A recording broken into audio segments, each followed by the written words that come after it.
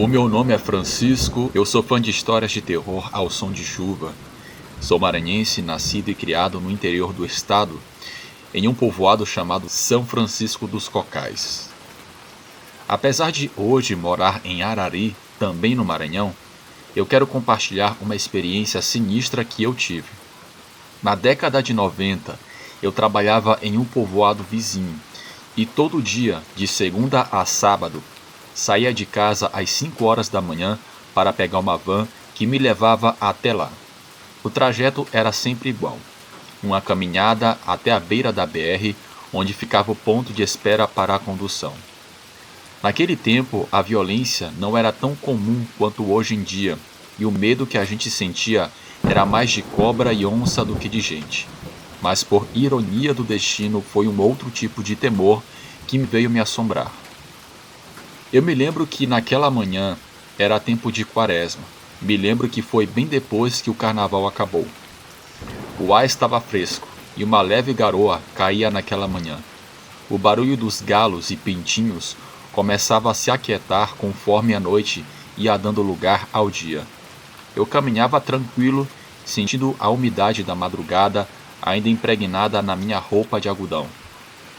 A BR estava deserta, como sempre, apenas alguns caminhões cortando o silêncio ao longe.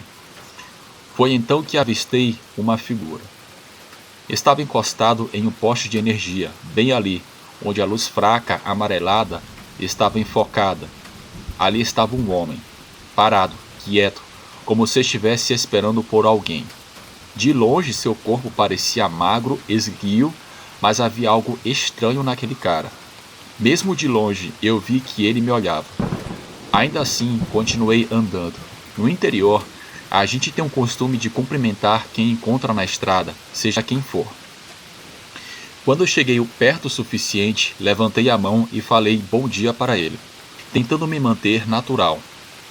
O homem não respondeu com palavras, apenas inclinou levemente a cabeça e foi aí que eu percebi um detalhe sinistro.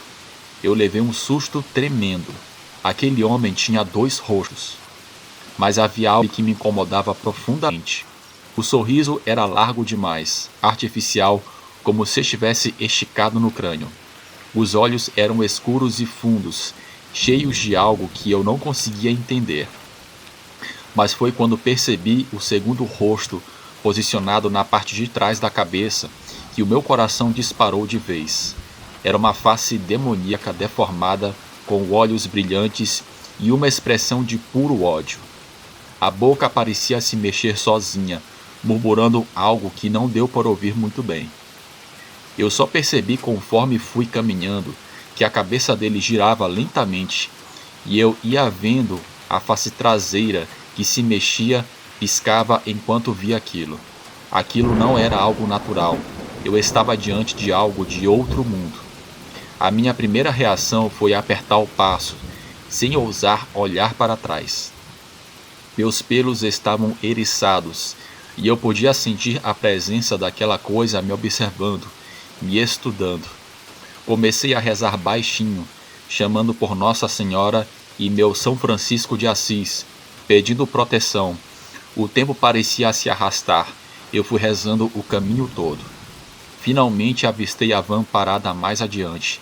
Seu Francélio, o motorista, estava encostado na porta, tragando seu cigarro. Ele me viu se aproximando e franziu a testa como se percebesse algo estranho em mim. Eu entrei rapidamente, sentei no banco de trás e tentei controlar a minha respiração. Meu corpo inteiro tremia. Seu Francélio olhou e perguntou: "Parece que tu levou o chifre da mulher?" Eu ponderei se devia contar, não queria parecer maluco.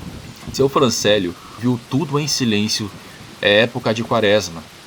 Eu já vi a mesma coisa que você, e teve outro passageiro que também já viu isso. O resto da viagem foi silencioso. Eu olhava pela janela, ainda pensando naquele homem de 2 rostos. Jamais pensei que passaria por uma experiência sobrenatural. Depois daquele dia, eu mudei o trajeto. Não passava mais por aquela BR antes do sol nascer. Peguei um caminho um pouco mais longo, porém mais seguro para minha paz de espírito. Não contei essa história para muitas pessoas. Foi a primeira e única vez que vi aquela figura ali, debaixo do poste. Naquela época eu contornava um caminho mais longo que passava em frente a uma praça que tomava 5 minutos a mais, porém eu não queria correr o risco de ver aquele ser novamente. Se tem uma coisa que aprendi com essa experiência é que o mundo tem muitos mistérios e que época de quaresma tem muita coisa estranha que aparece. Apesar de ter visto aquilo na quaresma, eu não sei se isso tem alguma correlação ou se aquela coisa aparece em outras épocas do ano. Boa noite.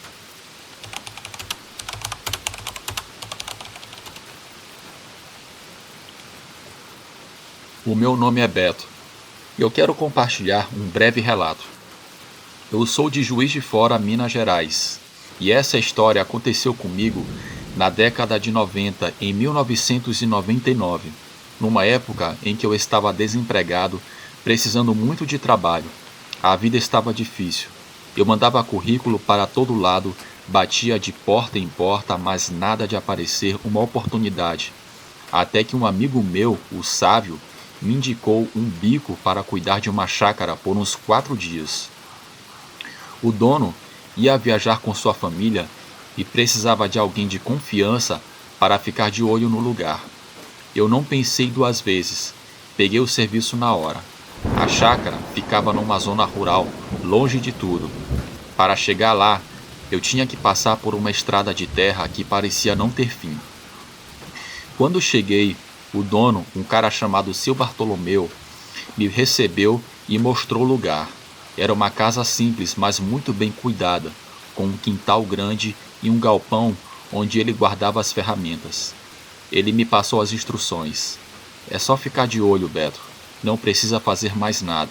Só não deixa ninguém entrar e cuida para não acontecer nada com a casa. Ele me deixou as chaves e foi embora com sua família. A primeira noite foi tranquila. A casa era confortável e eu até me senti relaxado, longe da agitação da cidade. Mas a segunda noite foi quando as coisas ficaram sinistras. Eu estava na sala vendo um pouco de TV, quando ouvi um barulho estranho vindo de fora. Era como se fosse um monte de cabras correndo e berrando. Eu fui até a janela e olhei na direção da porteira, onde tinha um poste de luz com um refletor bem forte. O que eu vi lá me deixou gelado. Tinha um bando de cabras correndo desesperadas, entrando no mato. E no meio daquela confusão, apareceu uma criatura enorme. Era algo que eu nunca tinha visto na vida. O bicho tinha o corpo de um homem, mas as patas traseiras eram de um animal e a cabeça era de um lobo. Ele agarrou uma das cabras e a destroçou com facilidade, e aquilo me deixou em choque. Eu não conseguia acreditar no que eu estava vendo. Aquilo não era um animal normal. Era algo que parecia saído de um filme de terror, e até suponho que possa ser um lobisomem. Eu corri para dentro da casa e tranquei todas as portas e janelas. O meu coração estava batendo tão forte que eu achava que ia sair pela boca. Peguei um terço que minha mãe tinha me dado e comecei a rezar. Fiquei acordado a noite toda, rezando e ouvindo cada barulho que fazia do lado de fora. Só fui dormir quando o sol começou a nascer. Nos dias seguintes, nos 2 últimos dias, eu não dei bobeira. Coloquei sal grosso ao redor da casa, como a minha avó sempre dizia para fazer contra esse tipo de coisa. Eu continuei rezando todas as noites. A criatura não apareceu de novo, mas eu não conseguia relaxar. Ficava com medo de olhar pela janela e ver aquela coisa me encarando. Quando o seu Bartolomeu voltou, eu não tive coragem de contar o que tinha acontecido.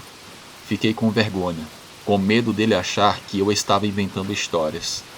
Só disse que tudo tinha corrido bem e que ele podia me chamar sempre que precisar.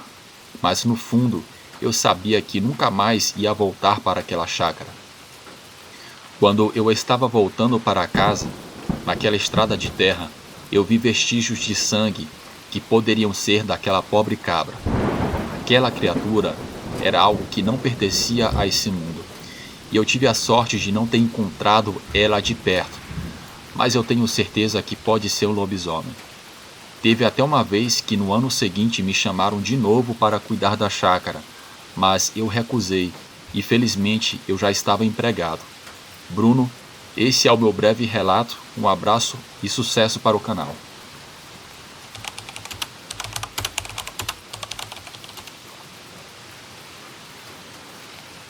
Meu nome é Geraldo e eu sou estudante da Faculdade de Engenharia. Essa experiência que vou contar aconteceu não há muito tempo. Por precaução e privacidade, eu prefiro não mencionar onde isso aconteceu. Bem, eu tinha aulas à noite e por causa dos projetos e tarefas, costumava sair bem tarde da universidade. Meus pais moram fora da cidade, então eu não tenho outra opção a não ser fazer uma longa viagem de metrô até a estação para de lá pegar um ônibus que me leva para a região onde eu moro. Eu nunca imaginei que algo tão rotineiro quanto pegar o metrô se tornaria o começo de uma das histórias mais assustadoras da minha vida. Naquela noite, como de costume, saí da faculdade por volta das 22 horas. O trajeto até o metrô demorou um pouco mais do que o normal, talvez por causa do trânsito ou do horário de pico, que tinha acabado de passar. Cheguei à estação por volta das 11 horas e notei que havia menos gente do que habitual. Para falar a verdade, isso não me incomodou. Às vezes, viajar nesse horário tem suas vantagens, já que dá para sentar e descansar depois de um dia puxado de estudos. O que eu não sabia era que aquela tranquilidade logo se transformaria em um ambiente inquietante. Peguei a linha que me levaria na direção da estação. Entrei em um vagão que estava quase vazio, e mesmo assim escolhi o último da composição, como costumo fazer quando quero dormir um pouco ou revisar apontamentos sem que quase ninguém me incomode. Eu me sentei ao lado da janela, só ouvia o barulho do metrô avançando pelos túneis e de vez em quando o anúncio da próxima estação. Acho que havia apenas 3 pessoas no vagão. Eu, uma garota sentada de costas para mim, que eu não conseguia ver direito, e um senhor idoso, sentado quase na outra ponta. No começo não prestei muita atenção no idoso. Ele vestia roupas bem simples, parecendo um traje de manta, como se tivesse vindo de um vilarejo rural. Usava um chapéu de aba larga e segurava um pedaço grosso de madeira que parecia um galho usado como bengala. Algo nele parecia fora do lugar, como se tivesse saído diretamente de um povoado distante e do nada aparecido naquele vagão. Eu fiquei me perguntando de onde ele vinha, já que não carregava mochila, malas, nada. Porém, o mais inquietante foi perceber que ele estava me encarando fixamente com os olhos que pareciam carregar um cansaço profundo. Tentei ignorar o olhar dele e coloquei os meus fones de ouvido para escutar música. Fechei os olhos tentando pensar nas tarefas que ainda precisava terminar, menos no jeito que aquele homem olhava para mim. Eu sentia os olhos dele em mim, mesmo de olhos fechados, e aquilo me causou um desconforto que eu nunca tinha experimentado antes. De repente senti vontade de trocar de lugar, mas eu me contive, não queria parecer grosseiro e nem paranoico. O metrô continuou avançando estação após estação. Sem que eu percebesse, a garota que estava no vagão desceu em alguma parada intermediária. Ficamos apenas o idoso e eu, e só aumentou a minha sensação de desconforto. Ele não tinha se mexido, nem um centímetro, continuava sentado, com a cabeça levemente inclinada, me observando. Sob a luz amarelada e piscante do vagão, seu rosto parecia uma máscara sem expressão. Mesmo assim, fiz o possível para parecer tranquilo. Quando faltavam poucas estações para chegar ao meu destino, o metrô parou em uma estação quase deserta. Ninguém subiu e ninguém desceu, além de nós dois. Decidi sair mesmo não sendo o meu destino final, porque comecei a me sentir sufocado.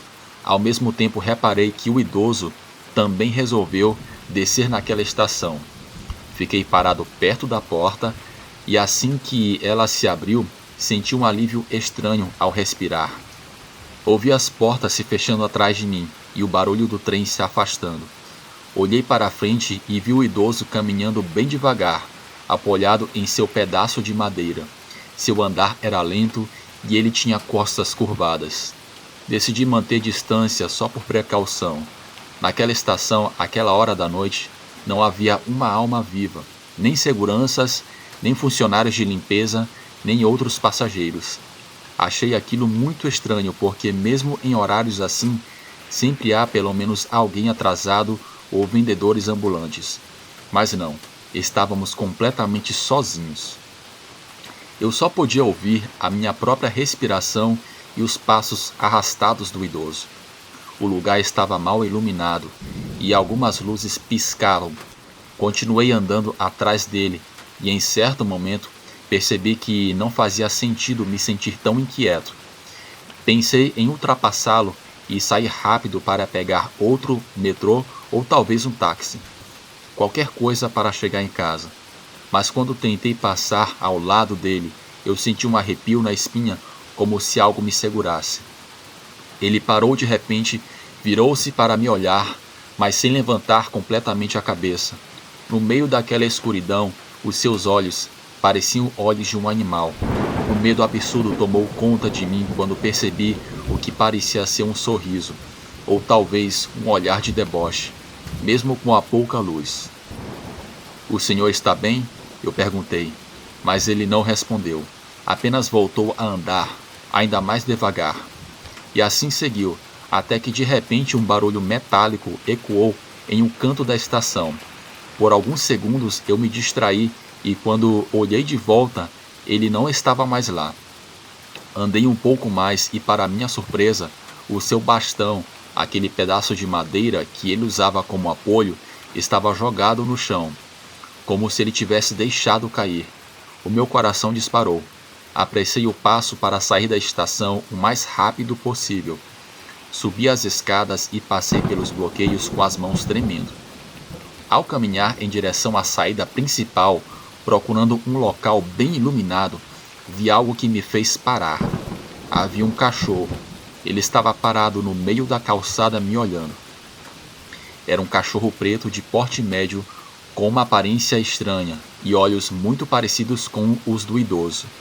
Continuei andando sempre de olho no animal, que permanecia imóvel. Quando cheguei à avenida, percebi que ele começou a me seguir.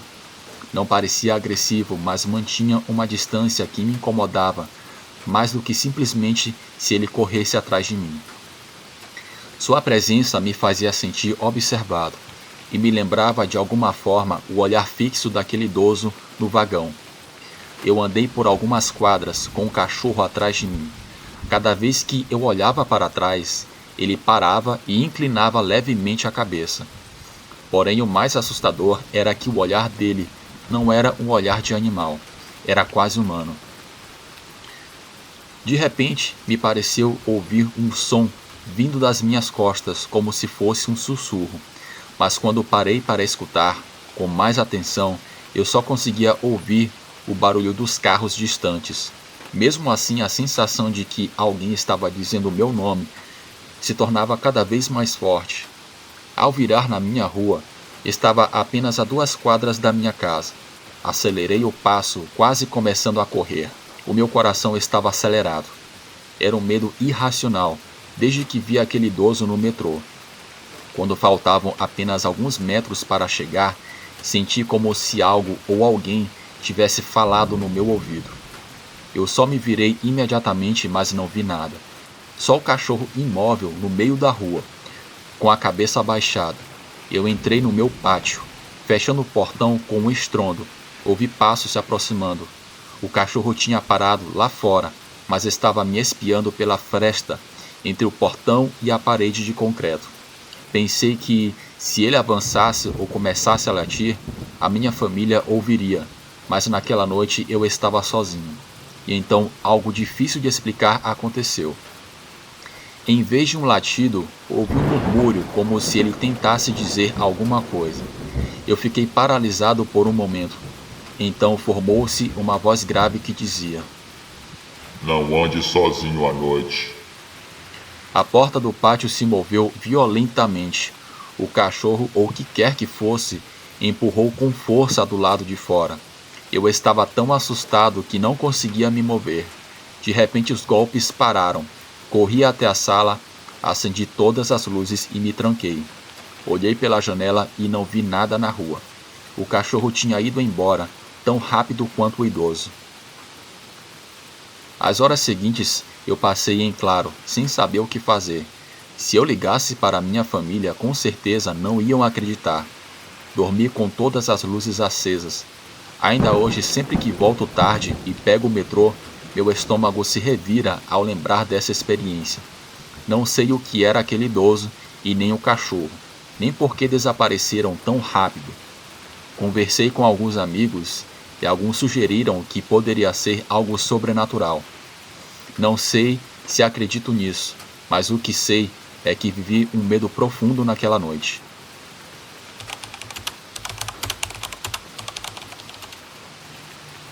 Meu nome não importa. Prefiro não me identificar, mas vou contar uma história que aconteceu que mudou a minha vida para sempre. Eu sou um cara comum, trabalhador, que sempre buscou crescer na vida. Nunca tive nada de mão beijada. Sempre fui atrás dos meus sonhos com muito esforço. Trabalhei por anos em uma empresa grande. Ralei muito. Aceitei horas extras, sacrifiquei fins de semanas e depois de muito suor, finalmente fui promovido. Foi uma conquista e tanto, algo pelo qual eu tinha batalhado durante anos. Naquele momento parecia que a minha vida estava finalmente entrando nos eixos. Eu estava feliz, minha família estava orgulhosa e eu sentia que todo aquele esforço tinha valido a pena. Mas o que eu não sabia era que, a partir dali, a minha vida tomaria um rumo inesperado e assustador. Alguns meses depois dessa promoção, tudo começou a desmoronar. No início eram coisas pequenas, fáceis de ignorar. Um cansaço estranho, noites mal dormidas, uma sensação de peso nos ombros que eu atribuía ao estresse do novo cargo. Mas com o tempo, os sintomas foram piorando. Comecei a sentir uma fraqueza inexplicável. Eu, que sempre fui saudável e ativo, passei a ter dificuldades para levantar da cama. As dores de cabeça eram constantes, uma pressão absurda na testa e na nuca. Tonturas repentinas faziam com que eu perdesse o equilíbrio e a fadiga era tão intensa que, mesmo dormindo por horas, eu acordava exausto. Eu fui a vários médicos, fiz dezenas de exames, consultei especialistas, mas ninguém conseguia encontrar uma explicação para o que estava acontecendo comigo. Meus exames mostravam que tudo estava normal. A minha pressão estava boa, meu coração saudável. Ainda assim, eu sentia que algo estava me consumindo por dentro. Os médicos começaram a sugerir que podia ser psicológico, um estresse extremo devido às novas responsabilidades, mas eu sabia que não era isso. Algo estava errado, muito errado. Então as coisas estranhas começaram a acontecer. Algo que eu tinha me esquecido de mencionar foi que eu passei por algo muito desagradável e assustador. Uma certa vez, eu fui a um supermercado na minha moto. Eu estacionei ali no pátio e fui fazer a minha compra. Depois de uns 20 minutos dentro daquele supermercado, as pessoas começaram a gritar e correr. Parece que estava tendo um incêndio do lado de fora, bem no pátio. Quando eu saí para ver, a minha moto tinha pegado fogo do nada. Eu acionei o seguro e fizeram uma perícia. Eles não conseguiram encontrar um motivo aparente que fizesse a minha moto pegar fogo. A moto estava nova, em perfeitas condições. Não havia nenhuma falha mecânica ou elétrica. Ela simplesmente incendiou e o seguro e a perícia não conseguiu explicar como isso aconteceu. Bem, isso foi só o começo. Eu comecei a escutar ruídos na minha casa, passos na casa quando eu estava sozinho, batidas inexplicáveis na porta do meu quarto de madrugada. Eu tentava me convencer de que era coisa da minha cabeça, porque eu estava estressado, além do mais, eu tinha perdido a minha moto nova. Mas logo os eventos se intensificaram. Objetos começaram a cair sozinhos, luzes piscavam sem explicação e o pior de tudo, eu comecei a ver sombras. No reflexo da TV desligada, no espelho do banheiro, na porta entreaberta do meu quarto. Silhuetas escuras que desapareciam assim que eu olhava diretamente para elas. E toda vez que isso acontecia, eu sentia um calafrio no meu corpo, como se algo ruim estivesse prestes a acontecer. Foi quando minha situação na empresa também começou a se deteriorar. Projetos que eu sempre executei com excelência começaram a dar errado. Minhas ideias eram rejeitadas. Meus superiores passaram a me tratar com frieza. E então veio o golpe final, a minha demissão. A empresa alegou cortes financeiros, uma reestruturação necessária, mas no fundo eu sabia que aquilo não era normal. Algo maior estava em jogo, e eles viam que eu não tinha mais competência como antes para executar o meu trabalho. A minha irmã, que sempre foi mais espiritualizada, foi a primeira a perceber que minha situação ia além do racional. Um dia depois de me ver abatido e pálido, ela segurou a minha mão e disse: "Olha, isso não é normal. Pode ser coisa do outro mundo. Você precisa de ajuda. Sua vida está indo de mal a pior desde que você foi promovido."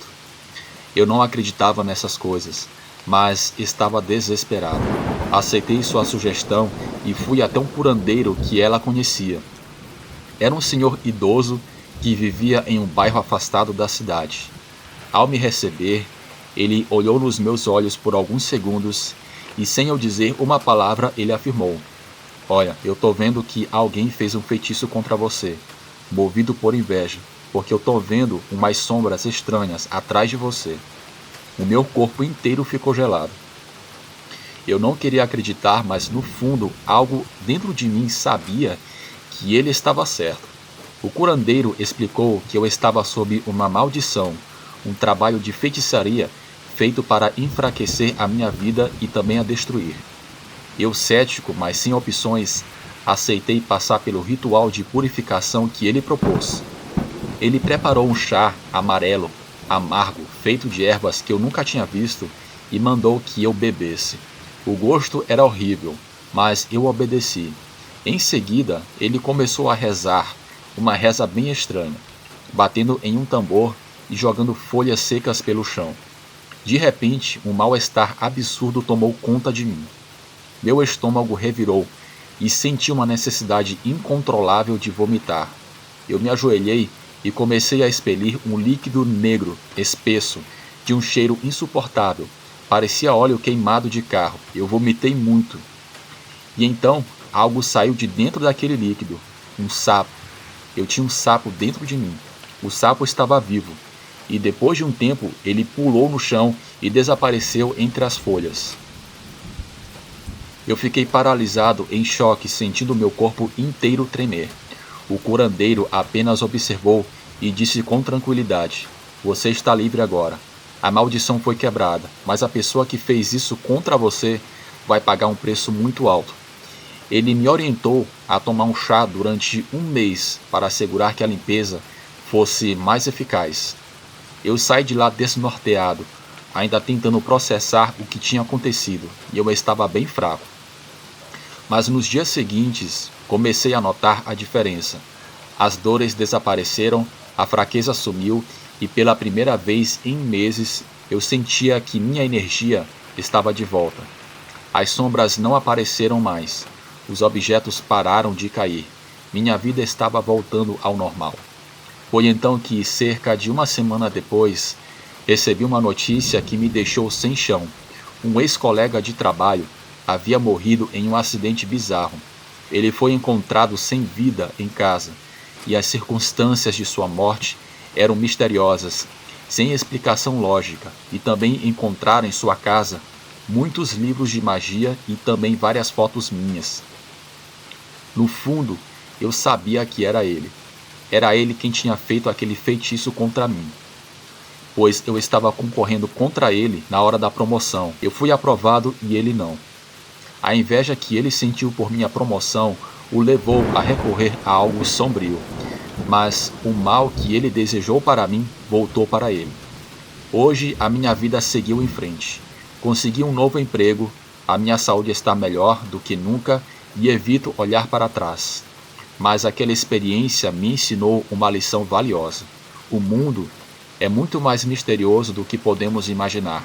Nem tudo pode ser explicado pela lógica e, às vezes, o que não vemos pode ser mais perigoso do que aquilo que conseguimos enxergar. Se há algo que aprendi com tudo isso, é que a inveja é um veneno que destrói não só quem a sente, mas também quem é alvo dela.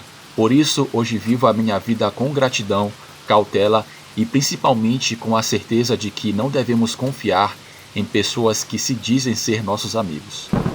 Boa noite.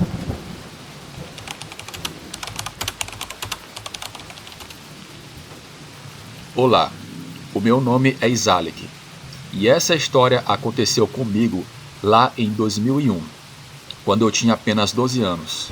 Moro em Cotia, uma cidade tranquila no interior de São Paulo, com os meus pais e meu irmão mais novo, o Bruno. Naquela época, a vida era ir para a escola durante a semana, me divertia nos fins de semana e tinha a minha família por perto. Um certo domingo, em particular, ficou marcado na minha memória de uma forma que eu nunca vou esquecer.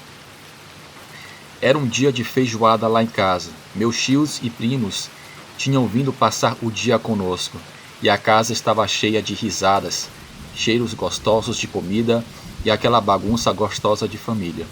Eu me lembro da minha mãe mexendo a panela com aquele aroma delicioso de temperos, a calabresa, o bacon, o paio e a carne seca, enquanto meu pai e meus tios tomavam cerveja na varanda discutindo futebol. O sol brilhava forte no céu e era a época de quaresma, e a criançada corria pelo quintal, subindo em árvores e inventando brincadeiras sem fim. Depois do almoço farto, veio a preguiça. Os adultos se espalharam pela casa para descansar, enquanto nós, as crianças, não queríamos perder tempo. Jogamos um pouco de ping-pong até o começo da noite. Depois decidimos brincar de esconde-esconde, já que estava ficando escuro. A casa era grande, com um quintal espaçoso e um terreno atrás que dava para o mato, perfeito para a brincadeira. Na primeira rodada, meu primo Rafael foi o pegador e todos correram para encontrar um esconderijo. Eu queria ser esperta e escolher um lugar onde ninguém me encontraria fácil. Foi então que olhei para o fundo do quintal, para aquele pedacinho mais afastado onde quase ninguém gostava de ir. Tinha um arbusto ali, ele era alto e perfeito para eu me esconder. Ele estava em um espaço entre a cerca e a parede nos fundos da casa. Eu corri até lá, tomando cuidado para não fazer barulho. O lugar era escuro, mas ainda dava para ver um pouco por causa da luz que vinha da varanda da casa vizinha. Eu me agachei e tentei me fazer o menor possível. O coração batia acelerado e a emoção da brincadeira misturada com um frio na barriga. Foi então que eu senti algo me olhando. Primeiro veio um arrepio estranho na nuca, como se o ar estivesse pesado. Depois um barulho baixo, como se algo estivesse se movendo por perto. O chão estava coberto de folhas secas, e eu podia jurar que ouvi o som delas sendo pisadas, bem devagar. O meu coração acelerou ainda mais. Tentei me convencer de que era apenas a minha imaginação, que talvez fosse um gato ou um passarinho se mexendo entre os galhos, mas de repente eu vi algo. Do outro lado do terreno, parado e me encarando, havia um ser que até hoje me dá pesadelos. Era alto, muito alto, com uma silhueta que parecia humana, mas ao mesmo tempo não era. Ele tinha chifres de bode, grandes e retorcidos, que se destacavam. O rosto era alongado, com olhos brilhantes, mas totalmente brancos, e a boca era uma fenda escura. A pele dele era escura, quase preta, e parecia grudada nos ossos, como se fosse uma mistura de homem e animal. Ele estava parado, imóvel, mas eu sentia que ele estava me observando, como se soubesse exatamente onde eu estava.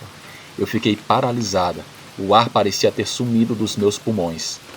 Eu tentava me mover, mas eu não conseguia.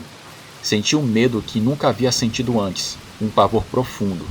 O meu corpo inteiro tremia, mas meus olhos continuavam fixos nele. Ele também não se mexia, mas de alguma forma eu sentia que ele estava me encarando. Foi então que uma coisa inesperada aconteceu. O nosso cachorro, o Rui, um vira-lata grande e corajoso, apareceu do nada e começou a rosnar. Ele pulou na frente, latindo furiosamente como se tentasse me proteger daquela coisa. Foi o estalo que eu precisava para voltar à realidade. Sem pensar duas vezes, virei e corri. Entrei correndo em casa, gritando pelo meu pai e pelos meus primos. Em meio ao desespero, eu mal conseguia explicar o que tinha visto, mas o meu pai, ao notar o meu estado, saiu correndo comigo até o quintal. Quando chegamos ao fundo da casa, não havia mais nada, nada além do silêncio da noite e do Rui. O Rui estava no chão sem vida. Parte do corpo dele estava carbonizada, como se tivesse sido queimada por algo muito quente. Meu pai se abaixou ao lado dele em choque. Meus primos, que tinham vindo atrás, ficaram pálidos. Como o cachorro podia ter morrido daquela forma, sem nenhum sinal de luta ou de fogo por perto? Aquele dia mudou tudo para mim. Fiquei triste com a morte do Rui, mas o que mais me marcou foi a imagem daquele ser. Eu não conseguia parar de pensar nele, e as noites se tornaram um pesadelo. Comecei a ter medo do escuro, de ficar sozinha e de até brincar no quintal. Meus pais me levaram a um psicólogo e até hoje eu faço terapia para tentar superar o trauma. Meus pais também ficaram tristes e assustados, pois a forma como o Rui morreu não tinha explicação. Eu sei o que eu vi. Aquela coisa estava lá. E o que aconteceu com o Rui, ninguém conseguiu explicar. Ninguém nunca encontrou um motivo plausível para aquilo. Desde aquele dia, eu nunca mais brinquei naquele quintal. Nunca mais me aventurei perto daquele mato. E acima de tudo, nunca mais consegui ignorar a sensação de que o mundo tem mistérios que vão além da compreensão. Algumas coisas nós simplesmente nunca deveríamos ver, que se tornam mais frequentes na época de Quaresma, e eu vi.